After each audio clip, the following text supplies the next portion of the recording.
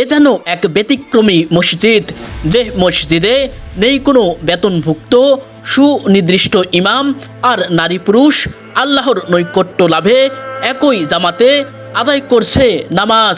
সুদৃষ্ট ইমাম এরকম তো কোনো আমি দলিলও পাইনি।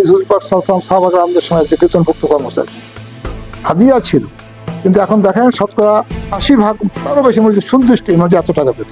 এটাই মসজিদে ইমামতি করে বেতন নেওয়া যায় না এমন বিশ্বাস থেকেই এই মসজিদের মুসল্লিরা ইমামতির দায়িত্ব নিজের কাঁধে তুলে নিয়ে মসজিদটি পরিচালনা করে আসছে। সুযোগ আছে, তো সবাই আসতেছে, কে কখন আমরা ভাগ করে নিচ্ছি, যেহেতু সুযোগ আছে এই জায়গাটা তো আমরা হেল্পফুল ফজলও গঠন করতে পারি। যে টাকা ইমামকে দিচ্ছি এবার বিভিন্ন জায়গায় করতে পারি, মাদ্রাসায় দিতে পারি, দিচ্ছিও তাই। একটা ডাক্তারি ছেলেকে, গরিব ছেলেকে ডাক্তারি পড়াইতে পারি, কারণ ডাক্তারও তো ভাই ওয়ারাসাতুল আমবিয়া, চিকিৎসা বিজ্ঞান তো বিজ্ঞানের একটা অংশ, কোরআনও তো লেখা আছে, সূরা ইয়াসিন তাই পড়তেছে, কিন্তু আমরা বিকৃত রূপ করে দিচ্ছি।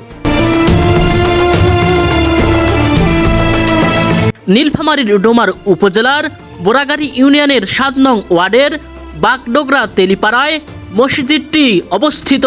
কাতার ভিত্তিক একটি দাতব্য সংস্থার অর্থায়নে নির্মিত মসজিদটিতে দেশের সুনামধন্য ইসলামিক স্কলারদের সাথে পরামর্শ করে পুরুষের পাশাপাশি নারীদেরও নামাজের ব্যবস্থা করা হয়েছে বলে জানিয়েছেন মসজিদটির মুসল্লি আলহাজ কোহিনুর ইসলাম।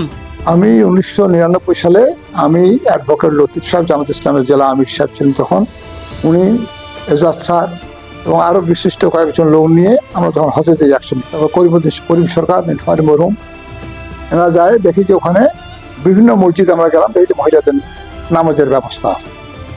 ওখানে যারা দোভাষী ছিল বা আপনার বাঙালি প্রচুর লোক ছিল, তখন এখনকার মতো লোক বাঙালি ছিল না, কম ছিল। বললাম যে ভাই কি, ওনার দলিল আমাকে দেখাইলো বুখারী শরীফ, এখানে হুজুর পাক সাল্লাল্লাহু আলাইহি ওয়াসাল্লামের সুনির্দিষ্ট হাদিস মহিলাদেরকে নিয়ে উনি নামাজ পড়ছে, এবং এরকম বলছে বুখারী শরীফের প্রথম খণ্ডে আছে, যদি তোমাদের স্ত্রীরা মসজিদে যেতে চায় তোমরা তাদেরকে বাধা দিও না।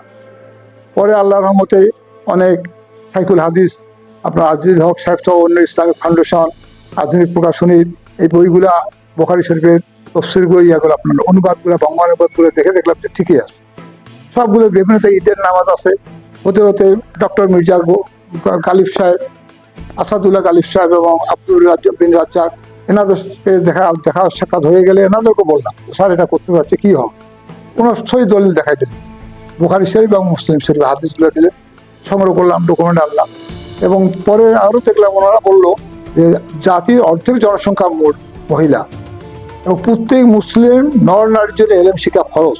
এই 50% মহিলাকে পিছিয়ে রাখে কখনো কেউ জাতির উন্নতি হতে পারে। এবং বিভিন্ন জায়গায় দেখা গেছে যে বদর যুদ্ধ, উহুদের যুদ্ধ, সব যুদ্ধে মুসলিমরা, নারীরা অংশগ্রহণ করছে।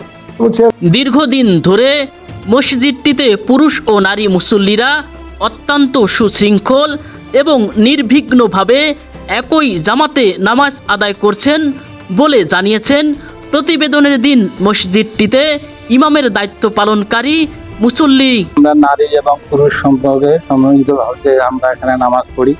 নারীরা অনেক সময় বাসায় নামাজ পড়ে, ওরা ঠিক রকম হয়তো সূরা কেরাত জানে না, এখানে ওরা আসে ইমামের পিছনে নামাজ পড়ে, ওরা আলাদাভাবে পড়ে।